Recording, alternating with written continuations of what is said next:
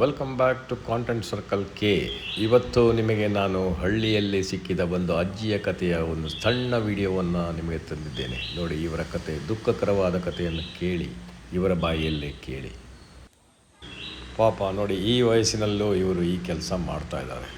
ಆ ದೇವರು ತಿರ್ಕೊಂಡು ತಿನ್ನು ಅಂದ್ಬಿಟ್ಟು. ಎಷ್ಟು ವಯಸ್ಸು ಅಂದ್ರಿ? 90 ವರ್ಷದ ಮೇಲೆ 4-5 ತಿಂಗಳು ಆಗದ ಸರ್. ಹೌದಾ? ನೀವು ಒಬ್ಬರೇ ಇರೋದಾ ಮನೆಯಲ್ಲಿ? ನನ್ನ ಮಗ ಒಬ್ಬಳ ಸ್ವಾಮಿ ಕೈಲಿ. ಹಾಂ, ನನ್ನ ಮಗ ಗನ್ಸತ್ ಮುಂಡ ಒಬ್ಬಳ ಏನು ಅಕ್ಕಿ ಹರಿಸಿ ಊದ್ಕೊಂಡಾಳ. ಏದು ಸ್ವಾಮಿ ನನ್ನ ಕೆಲಸ ಮಾಡಲ್ವಾ? ಏನು ಮಾಡ, ನನ್ನ ಕೆಲಸ ಕೂತ್ಕೊಂಡೇ ಕೊಡ್ತಾರ ದೇವರು. ಹ್ಞೂ ಮಲ್ಲೇಶ್ವರಂತೂ ನಾನು ಏನು ಇಸ್ಕೋದಿಲ್ಲ, ಹ್ಞೂ ಚೌಡೇಶ್ವರ ನಾನು ಇಸ್ಕೋದಿಲ್ಲ, ನಿಮ್ಮಂಥವ್ರతో ಇಸ್ಕೋತೀನಿ. 100 ರೂಪಾಯಿ ಊಟಕ್ಕೆ ಬಂದು ಹಾಕ್ತೀನಿ.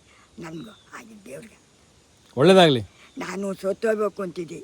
ಬೇಡ, ಯಾಕೆ? ನಿಮ್ಮಂಥವ್ರು ಇರಬೇಕು ಭೂಮಿ ಮೇಲೆ. ಕಾಶಿ ಬಂದು ಒಬ್ಬರು ಉದ್ದಕ್ಕೆ ನಮ್ಮ ಬಾವುಟ ಇಟ್ಕೊಂಡು ಸಾಯ್ಬೇಡ ಅಂತ ನಿಂತ್ಕೋಬೇಕಂತ. ನಾನು ಇಲ್ಲಿ ಸಾಯ್ತೀನಿ ಬಂದು.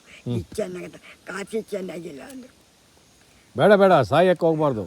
ಏನೇ ಇರಲಿ, ನಮ್ಮ ಭೂಮಿಯಲ್ಲಿ ನಮ್ಮ ಬದುಕನ್ನು ನಾವು ಬದುಕ್ಬಿಟ್ಟು ಹೋಗ್ಬೇಕು. ನಾನು ಒಬ್ರು ಕೊಡುವಷ್ಟೇ ಕೊಡ್ತಾರೆ ಸ್ವಾಮಿ ದೇವರು. 200-300 ಹಾಕ್ಯದ ಸ್ವಾಮಿ. ನಾವು ಸುಳ್ಳು ಹೇಳ್ಬಾರ್ದು ವಯಸ್ಸಾದ ಮೇಲೆ. ಅಲ್ಲ ಸ್ವಾಮಿ, ಹೌದೌದು, ಹಾಳು ಮಾಡ್ಬಿಡ್ತೀನಿ ಸ್ವಾಮಿ. ನಾನು ನಿಜ ನಾನು ಯಾರು ಕದ್ದು ನಾನು ಸಿಗ್ತೀನಿ, ಇಲ್ಲ ಅಂದ್ರೆ ಕೊಟ್ಬಿಡ್ತೀನಿ. ಯಾರಿಗಾರು ಇಲ್ಲ ಅಂದ್ರೆ. ಆಮೇಲೆ ಅಯ್ಯಪ್ಪ ಸ್ವಾಮಿ ಅವ್ರಿಗೆ, ಓಂ ಶಕ್ತಿ ಅವ್ರಿಗೆ ನನ್ನ ಕೈಲಾದಷ್ಟು ಬಂದಾಗ ಯಾರಿಗೆ ಆ ಥರ ಎಲ್ಲ ಕೊಡಕ್ಕೆ ಹೋಗ್ಬೇಡಿ. ನೀವು ಜೀವನ ಮಾಡ್ಕೊಳ್ಳಿ. ನಾವು ದೇವರು ಮಾಡಲಿಯಪ್ಪ. ದೇವ್ರಿಗೆ ಇರಲಿ, ನಿಮ್ಮ ಸೇವೆ ಇರುತ್ತಲ್ಲ, ಇಲ್ಲೇ ಓಡಾಡ್ತೀರಾ, ಇದೆಲ್ಲ ಬರಲಾ ಕರಿತಾವ್ರೆ. ಹಾಂ, ಚೆನ್ನಾಗಿ ಬಾಳ್ರಿ. ಒಳ್ಳೇದು. ನಿಮಗೆಲ್ಲಾದರೂ ಇಂಥವರು ಕಂಡ್ರೆ ಅವರಿಗೆ ದಯವಿಟ್ಟು ಸಹಾಯ ಮಾಡಿ.